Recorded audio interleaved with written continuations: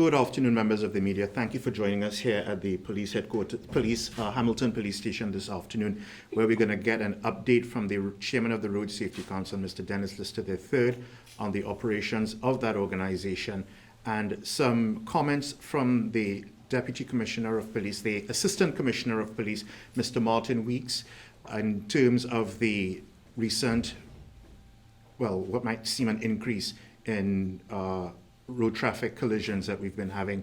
And of course, unfortunately, we've had 2 fatalities. So addressing you first this afternoon is going to be Mr. Dennis Lister III, the Chairman of the Road Safety Council. Good afternoon and welcome to the media.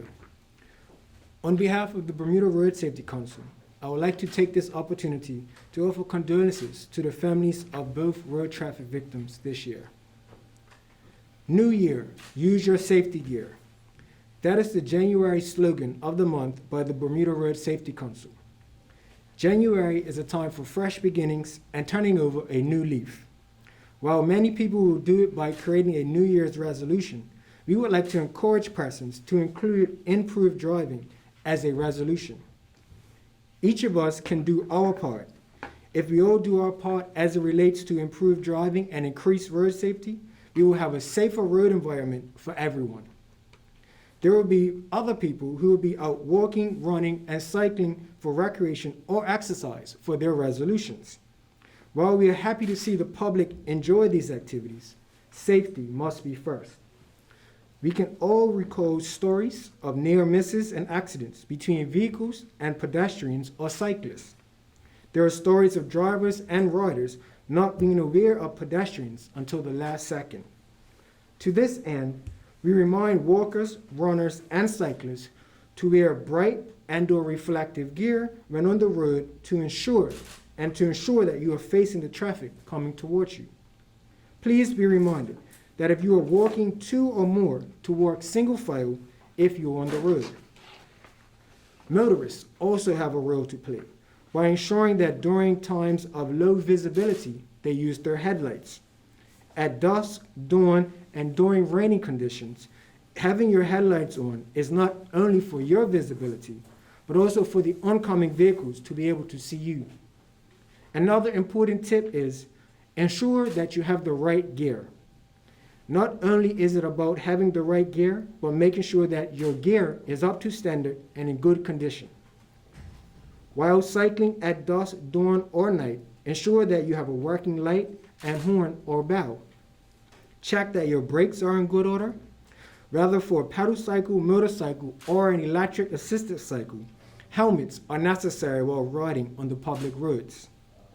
Helmets that are industry standard will last for 5 years before they should be replaced, whether they've received damage or not. In recent months, we have seen an increase in the popularity of electrically assisted pedal cycles, and we must adapt with the times. The Auxiliary Bicycles Act 1954 gives the definition of an auxiliary cycle as means a vehicle with 2 or 3 wheels intended or adapted for use on roads, and the vehicle is 1, electrically propelled, or 2, is mechanically propelled and has a motor with a cubic capacity not exceeding 50 cubic centimeters. This shows that electrically assisted pedal cycles fall under regulation, and as such, the Bermuda Road Safety Council is lobbying the Ministry of Transport to bring them in line with motorcycles, which are required to be licensed and insured. We, the Bermuda Road Safety Council, understand that there will be some resistance to this, but we aim to put safety first. We would like to be proactive than rather to wait until something happens. The Council would like to see this as a priority for the ministry to take up. In regards to wider traffic regulations and schedule of offenses, there will be some work done on updating them to fit our society today. The Bermuda Road Safety Council realizes and understands the role that technology can play in helping to address road safety. The topic of installing speed cameras has come up many times, and the Road Safety Council supports this idea. We understand, however, that any action to initiate them is solely dependent on what is set in the budget. The technology of speed cameras will not only assist the Road Safety Council, but also the Bermuda Police Service as another tool for enforcement of traffic laws. And I want to take this time to thank the Bermuda Police Service for the work they do to keep our Bermuda roads safe. With the introduction of roadside sobriety checkpoints in 2018, the BPS has successfully operated this initiative, and we have seen the positive results of it. While drunk driving isn't the only cause of collisions, it is one of the top two along with speeding in Bermuda. The BRSC will continue its efforts to address these other causes this year, and we ask the public to also continue doing their part. Since 2018, Bermuda has seen a steady decrease in road traffic fatalities year to year. In 2018, due to the high number of road deaths in 2017, the BRSC was commissioned by the Ministry of National Security to come up with a road safety plan to address the amount of road traffic incidents. Operation Caution, the Road Safety Plan 2018 to 2023, was formulated to help address the cause. Of the plans and objectives, reducing road traffic collisions and road traffic fatalities by a quarter each year was the main objective for the Council. We have gone a long way to achieving that since then. In 2017, there were 15 road fatalities. In 2018, there were 12. In 2019, there were 9. And in 2020, there were 6. In these few years, we have reduced road traffic fatalities by 50%. I am proud of the work done by the Bermuda Road Safety Council and the public by doing their part to be a part of the solution. In closing, 2020 was a year like none other. Let's say goodbye and hello to 2021. Together, if we do our part, we can ensure Bermuda's roads are safe. So be safe, drive with care and caution, don't drink and drive, and slow down Bermuda. Thank you.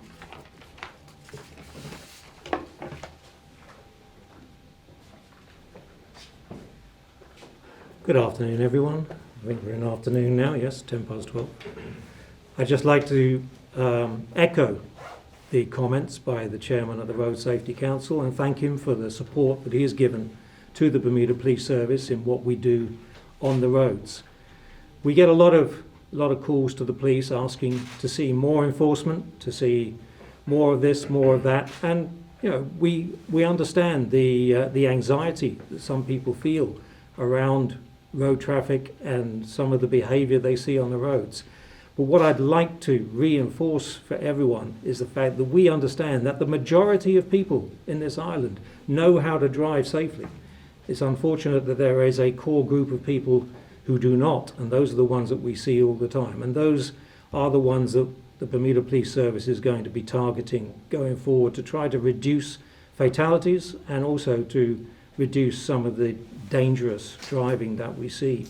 And in order to do that, it's very clear that we've got to start doing things differently. And that's not just the Bermuda Police Service, that's the island as a whole. So we're going to be working closely going forward with Mr. Lister and the Road Safety Council, as well as highways and the corporations, to look at ways we can do things differently. Let's go back to the drawing board and say, what can we do to stop people getting killed on our roads? Who can we talk to? Who can we get to talk to the people who are actually causing the problem? Because none of these people are driving in from the next city. They're all local, they're all related to us, they're all our friends, family, children, uncles, aunts, and it's across the demographics. So we need to start as a country talking to people and trying to get people to slow down and to think about how they're driving, particularly on motorcycles in this island. As I said, we're going to be looking at new ways to do things, new techniques. The use of technology is obviously in there, and as Mr. Lister referred to, we are looking at all the technology that's used in other jurisdictions. It comes with a cost, yes, but some of the cameras that we already have the ability to do other things. We just need the back office part of that, which is a separate cost and a separate resource that we still need to work out how we would process the tickets to people, process the photographs that are taken by cameras on red light cameras or speed cameras. And so there's still some work to do there. But be aware that we are working closely with the Ministry of National Security to try to achieve some of these goals in 2021. Thank you. Any questions, members of the media? Yes, I have a question for Chairman Lister. We've been hearing about road safety, various road safety plans for some time, including the speed cameras. I'm wondering if you can give us a time frame when we can expect Parliament to actually legislate substantially tougher road safety measures. As I said in my comments earlier, that we are doing a review of the traffic offenses and schedules. It has definitely been brought to attention that some of the traffic offenses are outdated. Even the schedule offenses, the charges, they probably don't fit the offenses. So the review is being done. I can't give a timeline, but once it's finally finalized, then we'll present something back to the media and to the public so you guys can see what we've done, what changes have been made, and what has been updated. Thank you. Okay. So, yeah, I certainly hear you that fatalities have gone down, and that's great. But, we go back to the emergency, the summit that the late Sean Crockwell called on road safety, that was years back, and as you both said, we still see a minority of people who go really fast and drive crazy.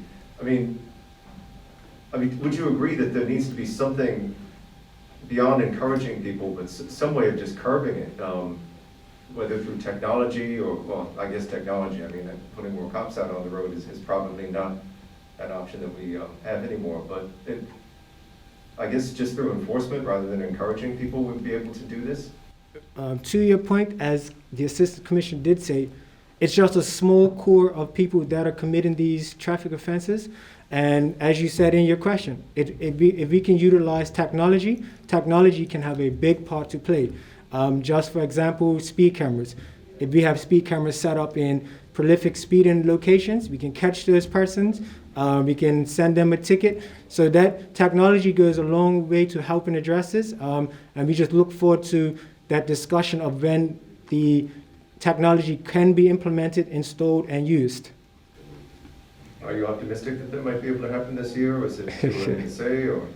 I'm always optimistic, but again, it's out of my control, so we just have to wait to see what will be done behind the scenes to get that up and running. Thanks, sir. Okay. Any other questions? Any questions for the Assistant Commissioner, Mr. Weeks?